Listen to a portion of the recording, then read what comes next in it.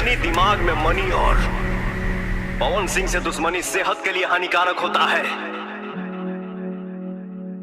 देखो मेरा नाम पवन सिंह है, मैं काम करता हूँ, ठेकेदारी नहीं करता हूँ। पहला ब्रांड पवन सिंह ही है। दबंग वाला चश्मा लगा के, कानों में रिंग सजा के, चोले ले बाघे नियम रे रे रे।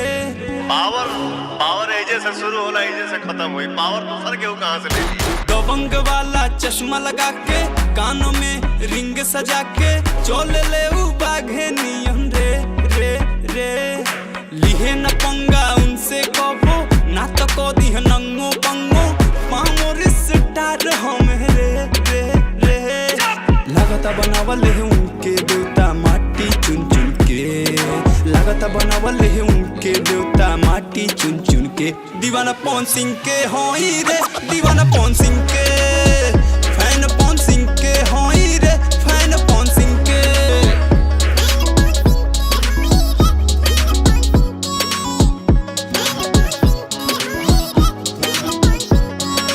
पवन सिंह से दुश्मनी हम हई दीवाना पवन सिंह के, भोजपुरी में रैप विनय किंग के, लंदन में लॉलीपॉप गाना बजेला, इंडिया में हमारा पुदीना चलेला। साड़ी से ताड़ी हिट हो गई, टैटू वाला लेकर सुपर हिट हो गई।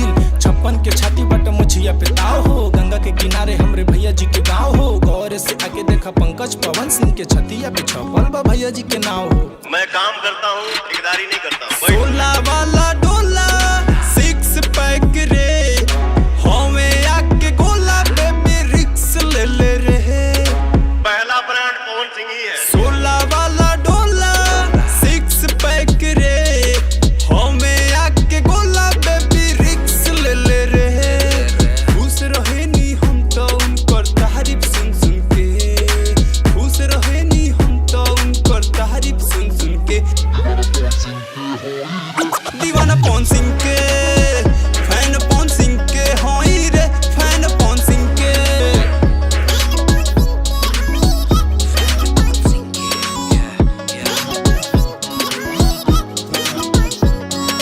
पवन सिंह से दुश्मनी मत से भी ज्यादा मीठा भैया के आवाज बा, दिल के हवे साफ ही जानत गौवा समाज बा। शेर जैसन जिगरा चले के अलग अंदाज बा, पवन सिंह के गाना पहिल गइल ब्रह्मांड बा। लॉलीपॉप गाना के बेटा वर्ल्ड वाइड डिमांड बा, सारा फैन करते इनको जान से ज्यादा प्यार, तभी तो सब बोलते हैं पावर स्टार है, पावर स्टार। भगवान इन द हाउस।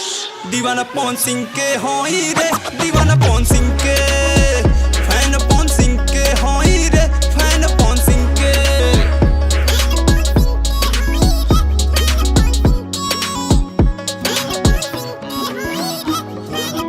भगवान इन द हाउस।